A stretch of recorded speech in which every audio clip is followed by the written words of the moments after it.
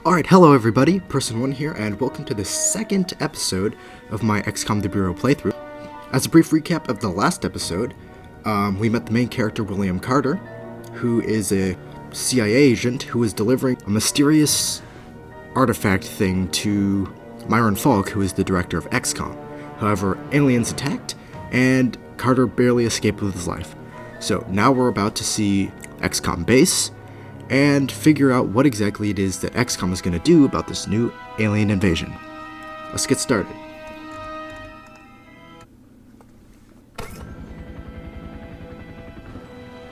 In visual range now, sir. Preparing final approach.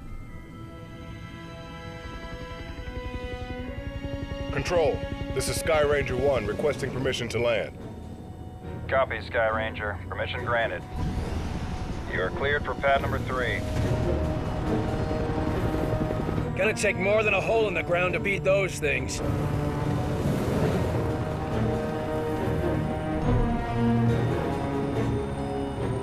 Just admit it, you're impressed. So, what is the Bureau anyway? Bureau of Operations and Command. Never heard of it. You were never meant to.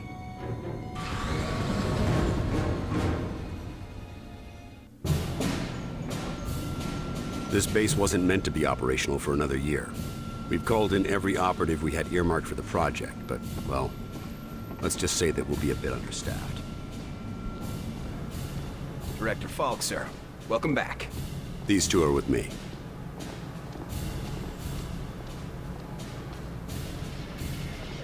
At least this location is secure. And I intend for it to stay that way. I'll be giving a report to all staff at 0300. Report to the operations room at that time. I have a lot to prepare, Carter. Agent Weaver will show you around. Down here, Carter. Come on.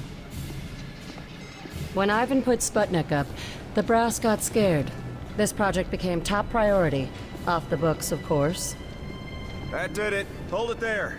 Don't move it. All right, people. Show's over. Back to work. Carter, this is Nico Da Silva, Senior Field Agent. Nico, you'll be sharing your workspace with Agent Carter. Welcome to the most advanced facility on Earth.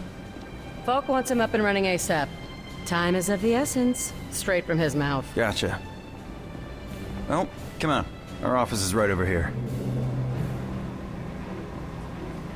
That Weaver is one tough broad. So, this is us. This is my desk here. Yours is over there. Get comfortable, Will. Things as they are. This is both your office and your quarters. Do you mind if I call you Will? Yes, I do mind. Well, I'm not calling you Agent Carter. I might be military, but I'm not that formal. I prefer William. Yeah, well, I prefer Nico, even if my mother insists on calling me Nicholas. There are some things that are just beyond our control. I can see we'll be fast friends, you and I. Glad to hear it. My supply of friends got cut a bit short lately. That all, Da Silva? For now, sure. You have any questions, just ask. And one more thing. Yeah? The old man, Director Falk. He's a hard man to impress, but you managed it. Not what I expected after reading your file. Only pleasant surprise I've had all day.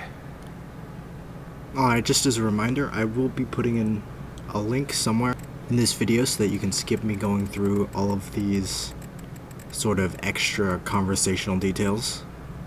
If you want to listen to these people talk some more, you can, or you can just skip ahead until I press this button over here and end the conversation. How many people around here know my history? We all know each other. Don't worry, you'll get to read up on us too. The old man thinks that the more attached we are to one another, the better we'll be in the field. The Bureau might be an adjustment for you. We work in teams here. Seems like you're more accustomed to operating alone. Yeah, well, I'm also accustomed to the enemy being human. An attack like this, it's gonna mean a lot of adjustment for everybody. I'm a different man today than I was yesterday, you know? Ain't that the truth? He's still working alone, but he was pretty good working with Nils and, the other guy whose name I can't remember right now. Where were you this morning? Did you get caught in any of this? No. I was out gathering intel on a weather anomaly way out in the boondocks. Something was interfering with television and radio signals. Everything except the heavy-duty military gear. Since the attack, It's gone global. They shut down our communication just before the attack. Keep us from coordinating. Smart. Sure, but there's one way it helped us. Can you imagine the panic if the public found out about an alien attack? So the aliens haven't hit everywhere yet. Seem like you know your way around this place. I don't typically work out of this facility.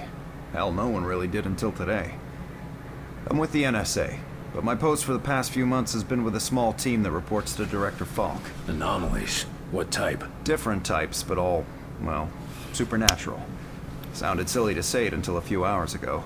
Mostly weather oddities, but also we've been recovering deposits of this Illyrium stuff. Who else is on this team? It was supposed to be kept small until it was needed. Now, people who were pre-flagged for recruitment are coming in. Well, the ones that are still alive. People were pre-selected? From where? From the military, the clandestine service, DIA, even some civvies. No one knew that they were selected until they got the call. As of this morning, Falk activated the project and sent that call out. And before today? For the last few years, it's just been a couple dozen specialists. But now, we got a lot of new squaddies to bring up to speed.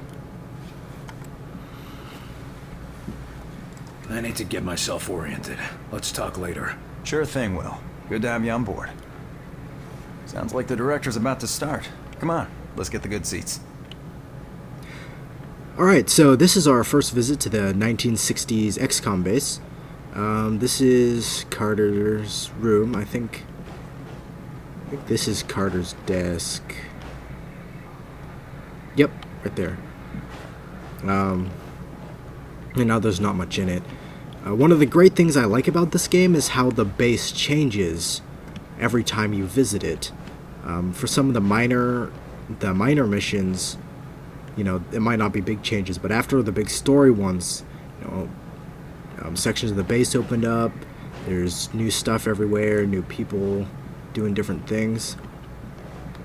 Since they don't have a lot of missions in the game, they can, I guess the developers could get away with having big changes to the base than in, say, games like Mass Effect, where you could visit the Citadel after every single mission and literally nothing would change unless certain things happened out in the galaxy. For the base aspects of this game, it can take quite some time, as there's all these little, like, there's files that you can pick up after missions, there's a little bit of sort of like background information, character interactions that you can overhear while walking around the base. I'll try and edit out the just random walking around bits. If you really want to take a look at the base, you can get the game yourself off Steam for pretty cheap when it's on sale. I'll probably have a little button off in the corner so that you can just skip straight to the next story option if you're not really interested in that sort of thing. It's all good. Alright, so if we step out there, we'll go into a cutscene, so I'm just going to read these files first. If you want to skip these, there will be a button. So this is the main character, William James Carter, born in November of 1920 in Tulsa, Oklahoma. He has a bachelor's in engineering from Indiana University and is widowed. His mother died in the 50s. His dad, wife, and son died at the same time. He joined the Army in December 17th, 1941, leaving college to enlist after the Pearl Harbor attack, saw action in Pacific, and was a master sergeant after the Burma campaign. He left the Army after the war and went to college on the GI Bill. He was recruited into the CIA in 1948 as a field operative. His quick thinking and bravery served him well, and he rose through the ranks, earning personal commendations from both Director Hoover and President Truman. He excelled at deep cover assignments, serving for weeks or months at a time in Indochina and the USSR. In 1959, he had a deep cover assignment in Laos. A fire at his family home in Arlington killed his father, wife, and son, but due to the communications blackout of his mission, Carter didn't learn of the tragedy until he returned. He alternates between blaming himself and the agency for the tragedy. This, as much as anything else, has led to his drinking problem. Following a string of disciplinary charges in December of 1960, William Carter was reassigned to domestic operations only. Continued problems led to a further demotion to administrative duties in June of 1961. An addendum from J. Edgar Hoover. Myron, this one's aggressive, temperamental, and defensive, but he gets the job done. I don't recommend him, but the Bureau is your department. If you insist on him, I don't recommend a long-term position. This man used to be a hero, but now he's busy destroying himself. He's not useful for much anymore, except as an expendable asset. Well, at this point, all we know... Well, at this point, though, we've figured out that he's a pretty good pro at, well, shooting aliens. And De Silva, born August 17th. He JD in international law, but it was incomplete. He's divorced. Parents are dead. Let's see, divorced, estranged, illegitimate.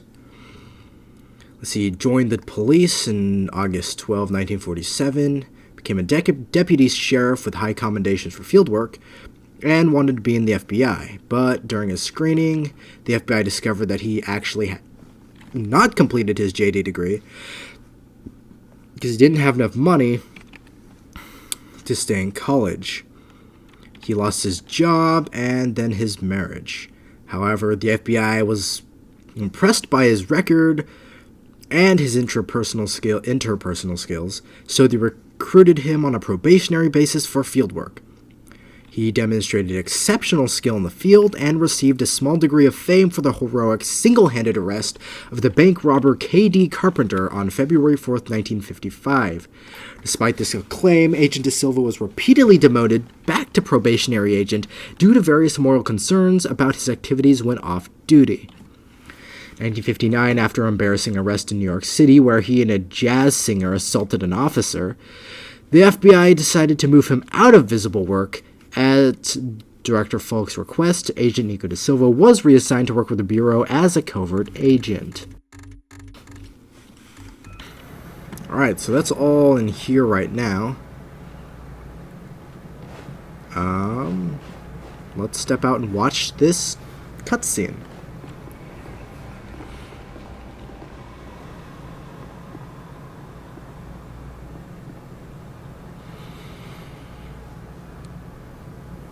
Director Falk. Lights.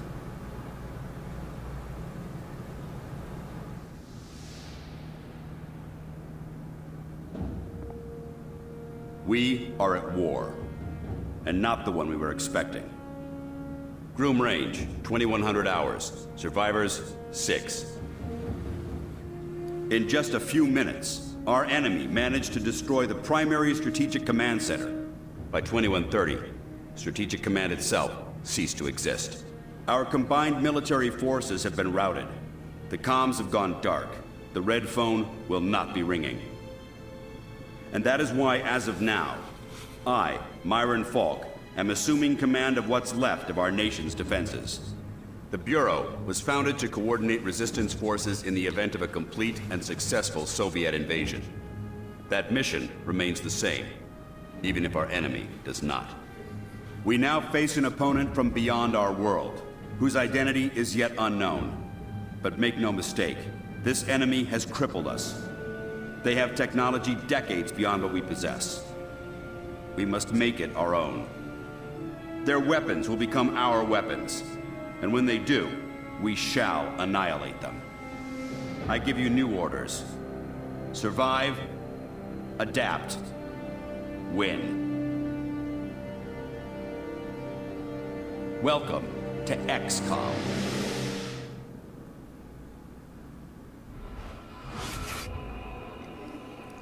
This is one of many Carter dream sequences.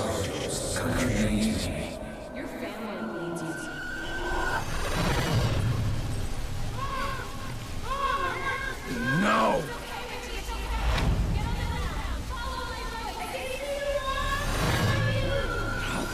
No, I can help them. Let me help them! Will. Carter. Hey, Will, wake up. What? Jesus, Carter. How is it you look worse than before you went to sleep? You woke me up, man. I'm fine. And you yelling for me to wake up doesn't help. I wasn't the one yelling.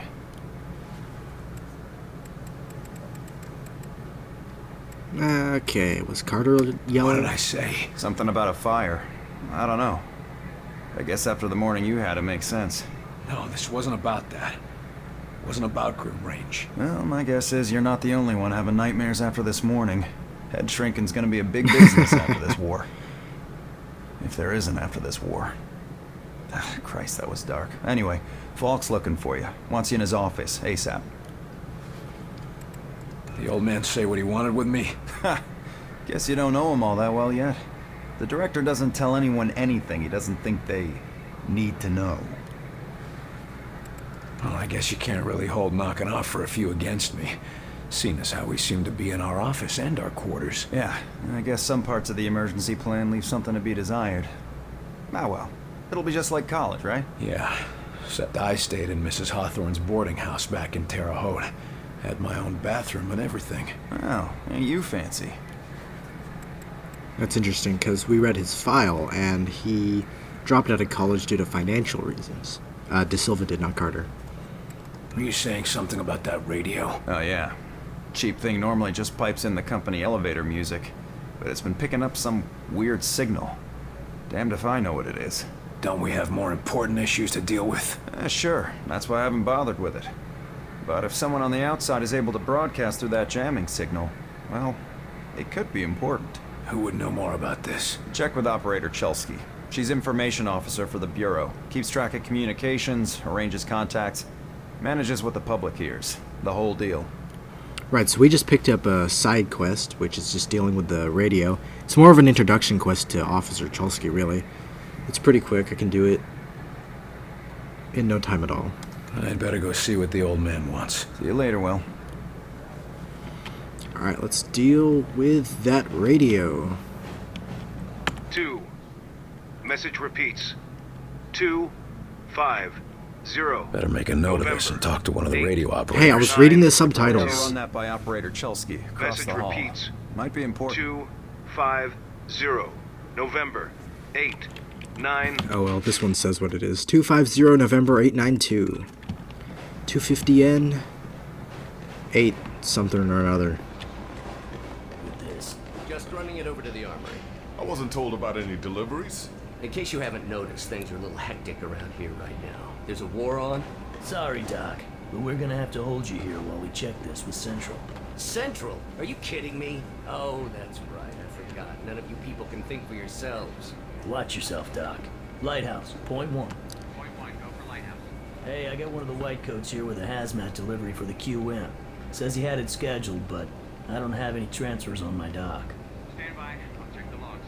I really don't have time for this. We don't have time for this. Every moment is vital to our success. Sorry, Doc. We got orders.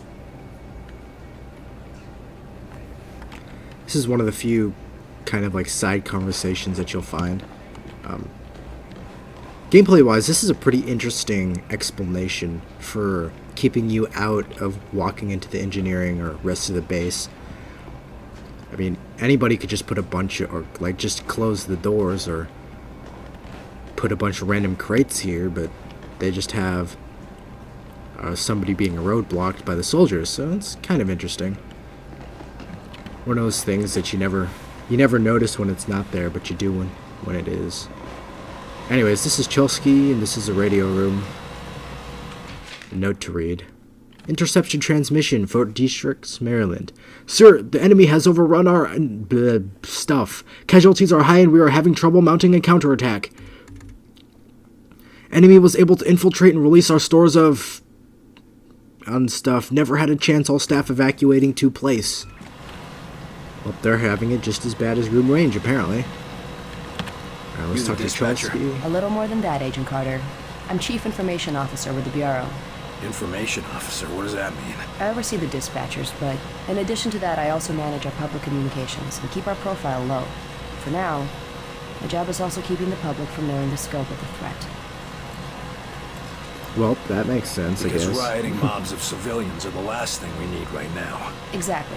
You and your agents contain the enemy's attacks, and my operators will keep the public panic level in check. I'll try not to distract you too much. As long as you have a good reason. What do you need, sir? So she's basically just playing the panic management deal from XCOM Enemy Unknown. And we get to play the agent deal in real time. Isn't the enemy jamming all communications? Yes, most broadcasting equipment is facing heavy interference, cutting effective range down to less than 5% of normal. Then how are you... Our equipment is significantly more robust. We're still communicating at approximately 90% of effective range. The best of the best, you know. What does the population know? They're worried about the communications blackout, but our operatives in the major cities are keeping them in line. Keeping them in line? You make it sound like they've declared martial law. Nothing as heavy-handed as that. Just a series of emergency preparedness tests. They'll be tense, but orderly. Alright, let's do this radio Radio's stuff. been playing a strange broadcast. Any idea what it means? I heard. It's probably an automated weather station nearby, but I suppose it might be instructions for picking up a weaker signal. A clever broadcaster could bypass the worst of the jamming that way. It could be survivors. We could bring them in. It's worth checking out. I'll have Operator Hughes run the radio while you give us the data. First, set the range to... 250 Set the range to 250. Now the direction? north. Set the direction Unless north. November's the direction. And 892. Set the frequency to 892 megahertz. Checking ultra-high frequency. Nothing. Wait. What is... It's survivors. They're trying to warn others of the attack. Yay. Reply. Tell them they aren't alone. We'll do what we can to assist. We'll dispatch someone to help, but we'll also have to make sure they stop broadcasting immediately. We can't risk that information spreading. As long as they get rescued. Go Carter, rescue everybody. Falk and Angela up in Falk's office.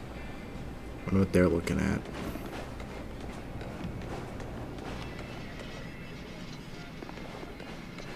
You were there. You saw what he was capable of. I did. It's just... his file paints a different picture. Alright, we'll look through Angela's office. We can listen to this recording. Okay, This will be agents, skippable as well. Let's begin. We going on another wild goose chase, Director? Not this time, agents. Because I brought in an expert agent who I expect... turn the tide. Allow me to introduce you... new senior agent, Miss Angela Weaver. Agent Weaver, please begin. Good evening, agents. Now, we have reason to believe our target is... Is this some kind of joke? I assure you, I do not joke about potential infiltration. Come on, miss. Get back to reception and leave the real work to us, okay? Agent Percy, watch your tone. Director, how many concrete cases of the Outsiders have your agents uncovered to this date? That would be 0. And how many have I uncovered in my own investigations? 2 confirmed, 1 pending. Thank you, Director. If I may continue... Listen up, Agent Percy. Maybe you'll learn how to do your job. Yes, sir. Now, we have reason to believe an infiltrator has compromised military command. Hooray!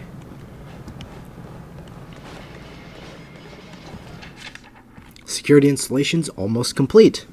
This closed-circuit security system has been installed in several of the facility's main rooms as well as the corridors. This covers all major sections of the base, and at your request, we have added a monitoring station in your office. The recording options have also been provided, but some of the crew have concerns about installing cameras in the living and hygiene quarters. I told them I understood, but with the potential infected, we just can't be too careful. You can expect all surveillance to be in place soon. Pat Barclay, Maintenance. Kennedy, yay. Special Director of Operations, Myron Falk. Speak of the devil. Carter, good. Agent Weaver is afraid you don't play well with others. I tend to see that as an asset. To conclude, all signs show a pattern of systemic interference that cannot be explained by known enemies. Excellent work as always, Falk. Come over here, Carter. But I'm not I'd like sure a what word. you're suggesting. These activities aren't from the Reds. They aren't from any known source on Earth, so we must examine alternative sources. You mean to say, aliens?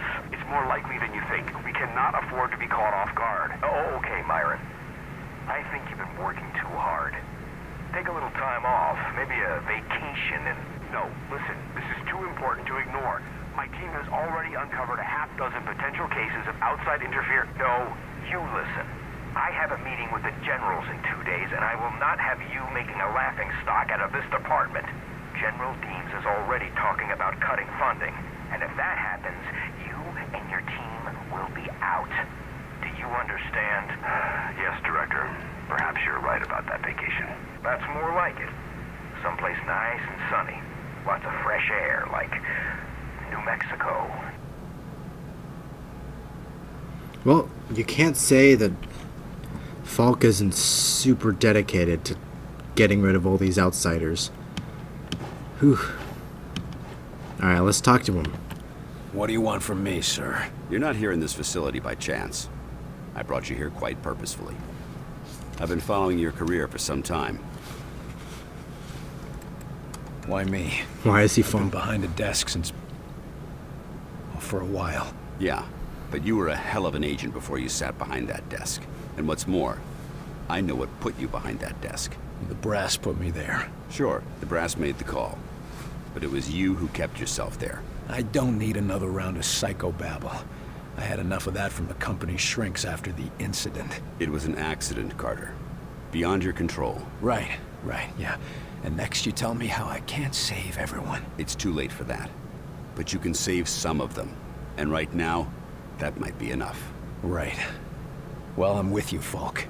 If only because, for all we know, this clown show you're running here is all that's left of our nation's defenses. Then that makes you one of the nation's best weapons. We've seen that Carter really likes saving people. As he insisted on it for the radio when they found the radio survivors. But yeah, Carter is pretty messed up about that whole incident. Like, really badly. Ugh. What do we know about the enemy? Very little. Before this morning, we only knew of scattered oddities. We weren't even sure if they were connected. Such as? Deposits of the substance called Illyrium were found in various locations across the nation. There were weather oddities. We received and investigated reports of what we called thinnings. Localized instances where the very fabric of reality itself seemed to be warping, then dissolving. And this was kept secret? From whom? The populace? The news would have generated mass panic. No. The circle was kept quite small on this. Hooray. What is this place? I mean, when aliens from another world aren't attacking our planet. This facility is essentially fulfilling its intended function right now. It was created to respond to a potential invasion on domestic soil. Do all of these people work here? No. Typically, you won't find much more than a skeleton crew here. But certain carefully selected individuals across all military disciplines are aware of this facility's existence. In the case of a domestic invasion, they're under orders to arrive here. I never knew about this place. Well, based on your performance at Groom Range, I'd say that omission was a grievous oversight. But having a whole bunch of people know about it would seem like it would mean the aliens could find this place way easily. Although, I don't know if they're like capturing and interrogating people yet or not. What's our plan? Our first order of business is to get this facility running at full capacity. I believe our best shot at defeating an enemy with superior technology is to take that technology from them and make it our own. And we got the facilities to do that? We're still finishing construction on the lab, but we've already got one of the best leading the team, Dr. Dresner. And he won't be doing it alone. I'm in the midst of organizing field teams to be sent on recon and recruitment missions for other specialists.